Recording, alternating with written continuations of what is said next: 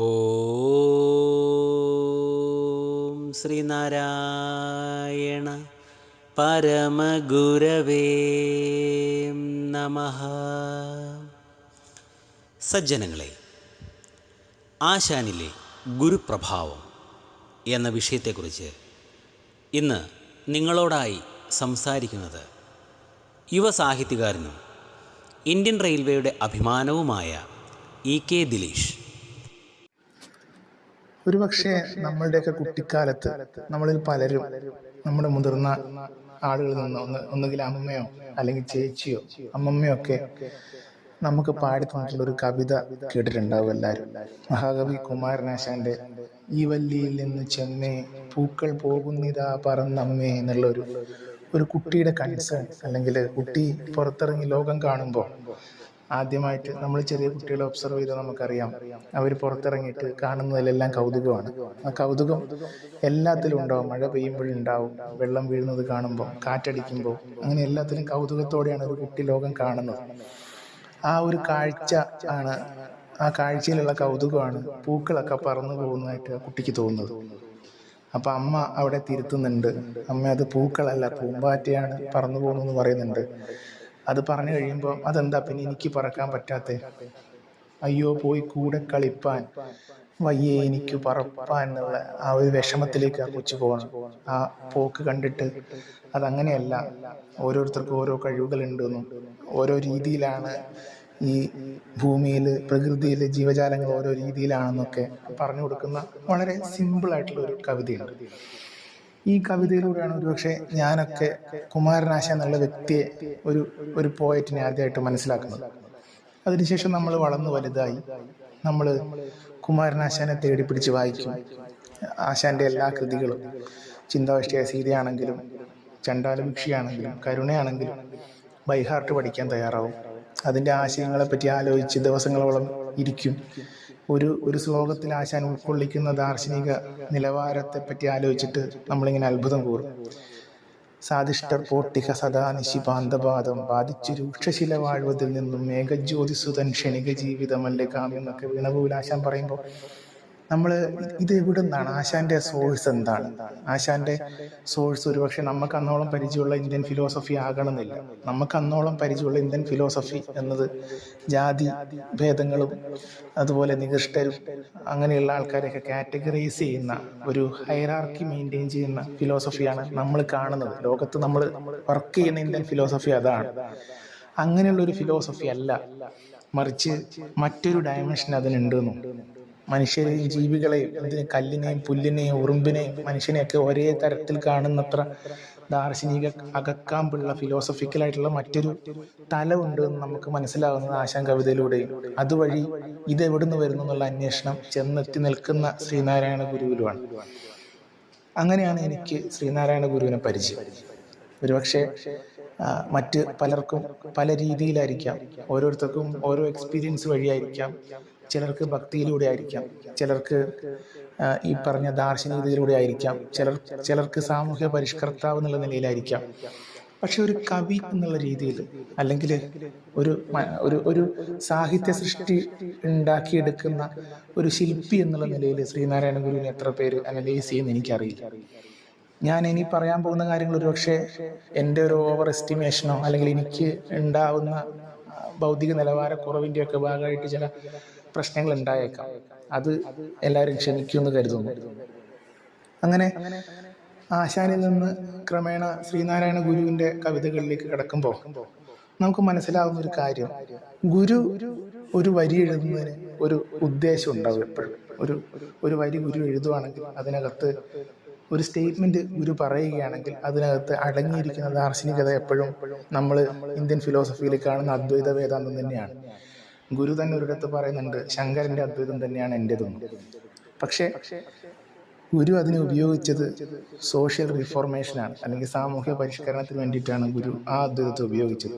ഏത് അദ്വൈതം കൊണ്ടാണോ, അല്ലെങ്കിൽ ഏത് സിദ്ധാന്തം, ഏത് വേദാന്തത്തെ കൊണ്ടാണോ, ഏത് ബ്രാഹ്മണ മതത്തെ കൊണ്ടാണോ മനുഷ്യരെ ഡിവൈഡ് ചെയ്ത് റൂൾ ചെയ്തത്, അതേ സിദ്ധാന്തത്തിന്റെ ബേസ് എടുത്ത്, അതേ സിദ്ധാന്തത്തിന്റെ അടിസ്ഥാനം എടുത്ത് അതിൽ നിന്ന് മനുഷ്യനെ തിരിച്ചെടുക്കാൻ, അല്ലെങ്കിൽ മനുഷ്യന്റെ ഡിഗ്നിറ്റി തിരിച്ചെടുക്കാൻ ഗുരുവിന് കഴിഞ്ഞിട്ടുണ്ടെന്നുള്ളതാണ് ഗുരുവിനെ പറ്റി ആലോചിക്കുമ്പോൾ എനിക്ക് ആദ്യം തോന്നുന്നത്.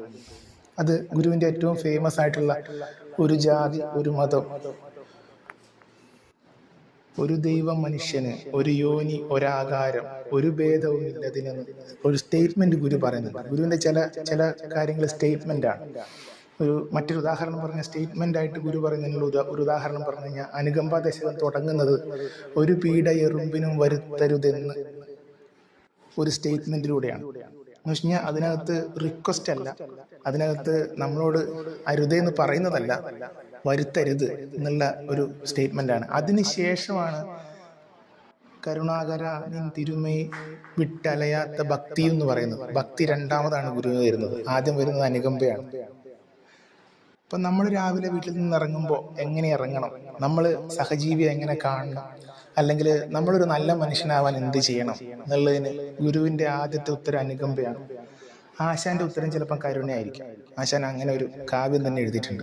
കരുണ എന്നുള്ള ബേസിക് ക്വാളിറ്റി, അല്ലെങ്കിൽ ഗുരു തന്നെ പറയുന്ന മറ്റൊരു സ്ഥലത്ത് പറയുന്ന പ്രിയം അപരപ്രിയം അതൻ പ്രിയം, അടുത്ത് നിൽക്കുന്ന ഒരാളുടെ എന്താണോ ഇഷ്ടം, അല്ലെങ്കിൽ അയാൾക്ക് ഇഷ്ടമില്ലാത്ത, അയാൾക്ക് താല്പര്യമില്ലാത്ത കാര്യങ്ങൾ ഞാൻ ചെയ്യരുത് എന്നുള്ള ബോധം ഉണ്ടാക്കിയെടുക്കലാണ് ഒരു നല്ല മനുഷ്യനാവാൻ വേണ്ടതെന്ന് ഗുരു ചിലപ്പോൾ ഭക്തിമാർഗത്തിൽ ഇത് പിന്തുടരാൻ വേണ്ടിയിട്ട് അങ്ങനെയുള്ള രീതിയിൽ റെപ്രസെന്റ് ചെയ്തിട്ടുണ്ടാവാം. അതല്ല ദാർശനികമായിട്ട് പിന്തുടരാൻ വേണ്ടിയിട്ട് അങ്ങനെയുള്ള കവിതകൾ എഴുതിയിട്ടുണ്ടാവാം. പക്ഷെ ഗുരുവിന്റെ എല്ലാ സൃഷ്ടികളിലും ബേസിക്കലി നമുക്ക് ഫണ്ടമെന്റലായിട്ട് മനസ്സിലാവുന്ന ഒരു കാര്യം ഈ അനുകമ്പയാണ്. അതുണ്ടെങ്കിൽ നിങ്ങളൊരു മനുഷ്യജീവിതം കംപ്ലീറ്റ് ആയി എന്ന് പറയുന്ന ഒരാളെയാണ് ഞാൻ ഗുരുവിൽ എപ്പോഴും കാണുന്നത്. ഗുരുവിൻ്റെ കവിതകൾ പലപ്പോഴും ഒരു നമ്മൾ അന്ധനാനയെ കണ്ടതുപോലെ എന്ന് ഗുരു ഒരു സ്ഥലത്ത് പ്രയോഗിക്കുന്നുണ്ട്. അതുപോലെ ആണ് എനിക്ക് എന്നെപ്പറ്റി തോന്നാറ്. ഗുരുവിൻ്റെ ഓരോ കവിതകൾ ഞാൻ വായിക്കുമ്പോൾ, ഓരോ തവണയും വായിക്കുമ്പോൾ ഓരോ രീതിയിൽ, ചിലപ്പോൾ ആനയുടെ തുമ്പിക്കൈ കാണുന്നു, ചിലപ്പോൾ അതിൻ്റെ കാല് കാണുന്നു, ചിലപ്പോൾ അതിൻ്റെ ശബ്ദം കേൾക്കുന്നു എന്നല്ലാതെ ഗുരുവിനെ ഓവറോളായിട്ട് ഏതെങ്കിലും ഒരു കവിത മനസ്സിലാക്കി പറയാൻ എനിക്ക് പറ്റില്ല. ഏറ്റവും സിമ്പിളായിട്ട് നമ്മളൊക്കെ പറയുന്ന ദൈവദശകം, നമ്മുടെയൊക്കെ വീട്ടിൽ നാമം ചൊല്ലുന്ന സമയത്ത് നമ്മുടെ അമ്മമാരൊക്കെ ജപിക്കുന്നത് ഞാൻ കേൾക്കുമ്പോൾ എനിക്ക് തോന്നാറുണ്ട്, എനിക്കിത് മനസ്സിലാവുന്നില്ലല്ലോ എന്ന് തോന്നാറുണ്ട്. അപ്പം അതിന് ഒരു കാരണമായിട്ട് എനിക്ക് പിന്നീട് മനസ്സിലായത്, കുമാരനാശാൻ അവിടെ ഇല്ലാത്ത സമയത്താണ് ഗുരു ആശ്രമത്തിൽ വെച്ചിട്ട്, അദ്വൈതാശ്രമത്തിൽ വെച്ചിട്ട് ഇത് എഴുതുന്നത്. ഈ ഒരു കവിത, ഈ ദൈവദശകം എന്നുള്ളൊരു കവിത അത് എഴുതുന്നത് അവിടെ പഠിച്ചുകൊണ്ടിരുന്ന താഴ്ന്ന ജാതിയിൽപ്പെട്ട കുറച്ച് കുഞ്ഞുങ്ങളെ ഈ പറയുന്ന ദൈവത്തിന്റെ അസ്തിത്വം മനസ്സിലാക്കിച്ചു കൊടുക്കാൻ വേണ്ടിയിട്ടാണ് ഈ കവിത എഴുതുന്നത്. ദൈവമേ കാത്തുകൊള്ളുകങ്ങ് കൈവിടാതിരുന്ന ഞങ്ങളെ, നാവികൻ നീ ഭവാബ്ദിക്കൊരാവിവൻ തോണി നിൻ പദം എന്ന് എഴുതുന്നത് അതിനു വേണ്ടിയിട്ടാണ്. ഈ കവിത അവർ പഠിച്ചു. ഒരാഴ്ച കഴിഞ്ഞപ്പോഴോ മറ്റുമാണ് ആശാൻ അവിടെ തിരിച്ചെത്തുന്നത്. ആശാൻ അന്ന് അവിടെ ഇല്ല. അപ്പോൾ ആശാൻ ഇവർ ചൊല്ലുന്നത് കേൾക്കുന്നുണ്ട്. ഇവർ കൂട്ടത്തോടെ ഇരുന്ന് കുട്ടികൾ ഈ കവിത ചൊല്ലുമ്പോൾ ആശാൻ അത്ഭുതത്തോടെ ഇതാരാണ് ഇത്ര മനോഹരമായി അദ്വൈത വേദാന്തത്തെ ഒരു കവിതയാക്കി മാറ്റിയതെന്ന് ആശ്ചര്യപ്പെടുന്നു. കാരണം നമ്മൾ നോക്കുമ്പോൾ ദൈവദശകം എന്നുള്ളത് ഒരു ഭക്തിഗാനാണ്. പക്ഷെ ആശാൻ നോക്കുമ്പോഴാണ്, ആശാൻ അത് കേൾക്കുമ്പോഴാണ് അതിനകത്തെ ദാർശനികത മനസ്സിലാവുന്നത്. അങ്ങനെ ഗുരുവിന്റെ എല്ലാ കൃതികളിലും അതിഭയങ്കരമായ ഒരു ദാർശനിക ബോധം, നമ്മൾ ഒരു കവിയിലും കാണാത്തത്ര ഉൾക്കാമ്പുള്ള, കവികൾക്ക് പോലും കവിയായി മാറുന്ന ഒരാളെ നമ്മൾ കാണുന്നത്. ശ്രീനാരായണ ഗുരു 24 വൃത്തങ്ങളിൽ കവിത എഴുതിയിട്ടുണ്ടെന്നാണ് ഞാനൊരു സ്ഥലത്ത് വായിച്ചത്. സാധാരണ നമ്മളുടെ നാട്ടിലുള്ള മഹാകവികൾ, ഈവൻ കുമാരനാശാൻ ഉൾപ്പെടെ, പരമാവധി ഒരു 4-5 വൃത്തങ്ങളിലാണ് കവിത എഴുതാറ്. പക്ഷെ ഗുരു അങ്ങനെയല്ല. ഗുരു പല വൃത്തങ്ങളിൽ പല രീതിയിൽ കവിതകൾ എഴുതിയ ആളാണ്. ഇപ്പൊ കാളി നാടകം എന്ന് പറഞ്ഞിട്ടുള്ള ഒരു കൃതിയുണ്ട് ഗുരുവിന്റെ. അതിന്റെ ഒരു വരി തുടങ്ങിക്കഴിഞ്ഞാൽ അത് എൻ്റെ എന്ന് നമുക്ക് ഇവിടെ നിന്ന് മനസ്സിലാവില്ല.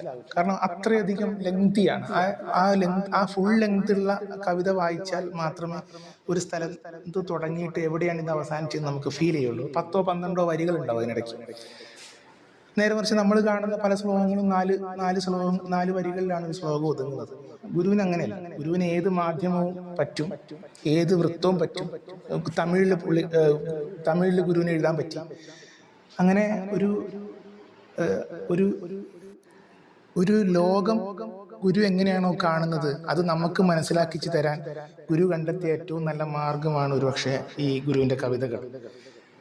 ഗുരുവിന്റെ ഏറ്റവും ഇഷ്ടപ്പെട്ട മറ്റൊരു കവിത എനിക്ക് തോന്നുന്നത്, അല്ലെങ്കിൽ ഒരു വരി എനിക്ക് തോന്നുന്നത്, ജനനി നവരത്ന മഞ്ജരിയിൽ നമ്മൾ എങ്ങനെയാണ് ലോകത്തെ കാണുന്നതെന്നും അതിനകത്തുള്ള അപകടം എന്താണെന്നും ഗുരു പറയുന്നുണ്ട്. ജനനി നവരത്ന മഞ്ജരിയിൽ ഗുരു പറയുന്ന ഒരു കാര്യം, ആരായുകിൽ തിരകൾ നീരായിടുന്നു, ഫണി നാരായിടുന്നു, കുടവും പാരായിടുന്നതിനു നേരായിടുന്നുലകം ഓരായിലുണ്ടഖിലവും എന്നാണ്. ഇത് ആദ്യം കേൾക്കുമ്പോൾ നമുക്കൊന്നും മനസ്സിലാവില്ല, അല്ലെങ്കിൽ ഇത് ഭക്തി രീതിയിൽ നമ്മളിത് ചൊല്ലി കേൾക്കുമ്പോൾ നമുക്കിതിൻ്റെ അർത്ഥം എന്താണെന്ന് മനസ്സിലാവില്ല. പിന്നീട് നമ്മൾ ഇതിൻ്റെ പുറകെ പോയിട്ട് നമ്മൾ ഓരോ ഓരോ വാക്കുകളായിട്ട് എടുത്ത് പരിശോധിച്ച് കഴിഞ്ഞ് കഴിഞ്ഞാൽ നമുക്ക് മനസ്സിലാവുന്നൊരു കാര്യം, ആരായുകിൽ തിരകൾ നീരായിടുന്നു എന്നാണ്. ഇത് അദ്വൈതത്തിലുള്ള ഒരു സങ്കല്പമാണ്. നമ്മൾ അന്വേഷിച്ചാൽ, നമ്മൾ നോക്കിയാൽ, നമ്മൾ അതിൻ്റെ സത്തയിലേക്ക് കടന്നു കഴിഞ്ഞാൽ തിര എന്നുള്ളത് വെള്ളം തന്നെയാണ്. അപ്പോൾ ആരായുകിൽ തിരകൾ നീരായിടുന്നു. അത് കഴിഞ്ഞ് നമ്മൾ നടന്നു പോവുകയാണ്. നടന്നു പോകുമ്പോൾ നമുക്ക് വഴിയിലൊരു പാമ്പ് കിടക്കുന്നത് പോലെ തോന്നും. നമ്മൾ ഭയപ്പെടും, നമ്മൾ ഭയചകിതരാകും, നമ്മൾ ചിലപ്പോൾ ഓടും. പക്ഷെ നമ്മൾ കുറച്ചും കൂടി കടന്ന് അതിനെപ്പറ്റി അന്വേഷിക്കുകയാണെങ്കിൽ ചിലപ്പോൾ പാമ്പിനെ പോലെ നമുക്ക് തോന്നിയതായിരിക്കാം. ശരിക്കത് യഥാർത്ഥത്തിൽ പാമ്പായിരിക്കണമെന്നില്ല. അതാണ് ആരായെങ്കിൽ തിരകൾ നീരായിടുന്നു, ഫണി നാരായിടുന്നു. ചിലപ്പോൾ ഫണി പാമ്പ് വെറും നാരായിരിക്കും എന്ന് പറയുന്നത്. അതിനുശേഷം പറയുന്നത് കുടവും പാരായിടുന്നു എന്നാണ്. ഇതിൽ പാര് എന്നുള്ളത് മണ്ണാണ്. അതായത് നമ്മൾ കുടത്തെ കാണുന്നു, കുറച്ചും കൂടി നമ്മൾ സൂക്ഷ്മമായിട്ട് കുടത്തെ നിരീക്ഷിച്ചു കഴിഞ്ഞാൽ അതെന്തുകൊണ്ടാണ് ഉണ്ടാക്കിയിരിക്കുന്നത് വെച്ച് കഴിഞ്ഞാൽ അത് മണ്ണുകൊണ്ടാണ് ഉണ്ടാക്കുന്നത്. അപ്പൊ ഇത്രയും ഉദാഹരണങ്ങൾ ഗുരു പറയാണ്. ഒരു 3 ഉദാഹരണം പറഞ്ഞിട്ട് പറയാണ്, അതുപോലെയാണ് നമ്മൾ ലോകത്തെ കാണുന്നതാണ്. നമ്മൾ കാണുമ്പോൾ ലോകം യഥാർത്ഥത്തിൽ ഉള്ളതായിട്ട് തോന്നും. പക്ഷേ നമ്മൾ അന്വേഷിച്ചു കഴിഞ്ഞാൽ അത് യഥാർത്ഥത്തിൽ ഉള്ളതല്ല എന്ന് നമുക്ക് മനസ്സിലാവും. അതുകൊണ്ടാണ് ഗുരു പറയുന്നത് ഓരായികിലുണ്ട് അഖിലവും. ഓരായികൾ എന്ന് പറഞ്ഞാൽ നമ്മൾ അന്വേഷിച്ചില്ലെങ്കിൽ, നമ്മൾ ചോദിച്ചില്ലെങ്കിൽ നമുക്ക് ഈ അഖിലവും ഉള്ളതായിട്ട് തോന്നും. ഇത് വേദാന്തത്തിലെ ഒരു വളരെ കോംപ്ലക്സ് ആയിട്ടൊരു കൺസെപ്റ്റാണ്. നമുക്ക് വേദാന്തത്തിൽ അവർ പറയുന്ന ഉദാഹരണം ഒരുപക്ഷെ ഞാനിവിടെ വായിച്ച എനിക്കൊരു ഓർമ്മ, നമ്മൾ ഒരു ദീപം കത്തിച്ച് കയ്യിൽ വെച്ചിട്ട് ചുഴറ്റിക്കൊണ്ടിരുന്നു കഴിഞ്ഞാൽ അതൊരു വൃത്തമായിട്ട് നമുക്ക് തോന്നും. പക്ഷെ യഥാർത്ഥത്തിൽ അതൊരു ദീപം മാത്രമാണ്. നമ്മളുടെ കാഴ്ചയിലുള്ള പെർസെപ്ഷൻ കാരണം നമുക്ക് അങ്ങനെ ഫീൽ ചെയ്യാണ്. നമ്മുടെ തലച്ചോറിൽ അത് ഉള്ളതായിട്ട് തോന്നും, ആ വൃത്തം അവിടെ ഉള്ളതായിട്ട് തോന്നും. അതുപോലെയാണ് ജീവിതം എന്ന്, അല്ലെങ്കിൽ അങ്ങനെയാണ് ലൈഫ് നമുക്ക് ഫീൽ ചെയ്യുന്നതെന്ന് വേദാന്തികൾ പറയാറുണ്ട്. അതിനെ കുറച്ചും കൂടെ ഈസി ആയിട്ട് മനസ്സിലാക്കാൻ വേണ്ടിയിട്ടാണ് ഗുരു ഈ ഒരു ഉപമ വളരെ ലളിതവൽക്കരിച്ച് നമുക്ക് പറയുന്നത്.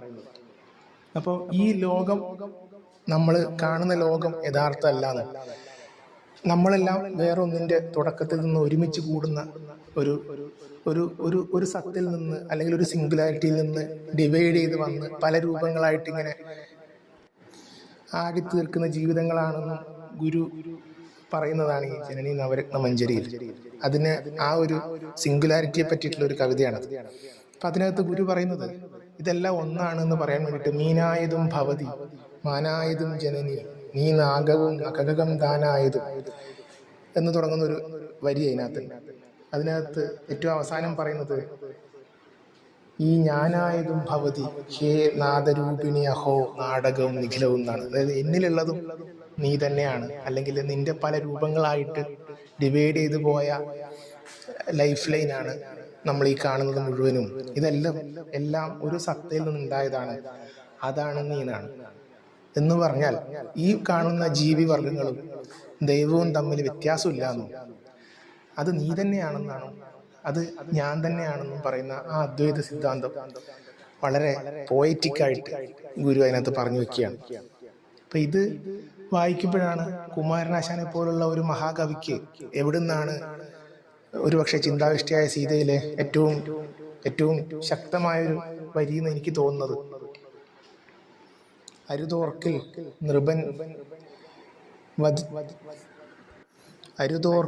നൃപൻ വധിച്ചു നിഷ്കരുണം ചെന്നൊരു ശൂദ്രയോഗിയെ നിരുകിൽ മയക്കി ഭൂപനെ കരുണീപാദജ ഗർഹിണി ശ്രുതി എന്ന് പറയുന്നത്.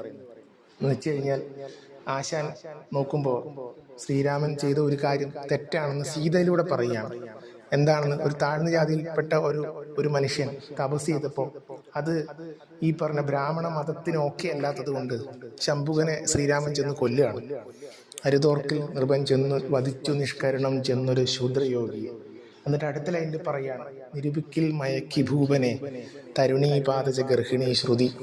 അടുത്ത ലൈനിൽ പറയുന്നത് ഈ ഭൂപനെ മയക്കിയത് എന്താണ്, അല്ലെങ്കിൽ മാറ്റിയത് എന്താണ്, ഇങ്ങനെയുള്ള ഒരു ക്രൂരകൃത്യം ചെയ്യാൻ ഈ ദൈവത്തെ, അല്ലെങ്കിൽ ഈ ദൈവം നമ്മൾ സങ്കല്പിക്കുന്ന ആ രാജാവിനെ മാറ്റിയെടുത്തത് തരുണീപാദജ ഗർഹിണി ശ്രുതിയാണ്. തരുണി സ്ത്രീകളെയും അതുപോലെ താഴ്ന്ന ജാതിയിൽപ്പെട്ടവരെയും താഴ്ത്തിക്കെട്ടുന്ന അല്ലെങ്കിൽ മോശക്കാരാക്കി കാണുന്ന ശ്രുതി എന്ന് പറഞ്ഞാൽ നമ്മൾ ഈ പറഞ്ഞ വേദാന്ത സാഹിത്യത്തെ പറ്റി കോമൺ ആയിട്ട് പറയുന്ന പേരാണ്. അതുകൊണ്ട് ഈ ശ്രുതികൾ വഴി ആർജിച്ചെടുത്ത ആ വിദ്യാഭ്യാസം കൊണ്ടാണ് ശ്രീരാമൻ ചെന്ന് ശംഭുകനെ വധിച്ചതെന്ന് പറയുകയാണ്. എന്നാൽ ഇതേ ശ്രുതികളിൽ ഉണ്ടാവുന്ന വേദാന്തത്തെ അല്ലെങ്കിൽ എല്ലാം ഒരേ ടേണുകളാണെന്നും ഇതൊക്കെ തന്നെ കോമൺ ആണെന്നും മനസ്സിലാക്കിയെടുക്കാനും അത് പ്രചരിപ്പിക്കാനും അതുവഴി മനുഷ്യരെ കൂടുതൽ മെച്ചപ്പെട്ട ജീവിവർഗമാക്കി മാറ്റാനും ശ്രീനാരായണ ഗുരുവിന് പറ്റിയെന്നാണ് എൻ്റെ ഒരു എളിയ വായനയിൽ ഗുരുവിനെ പറ്റി എനിക്ക് തോന്നുന്നത്.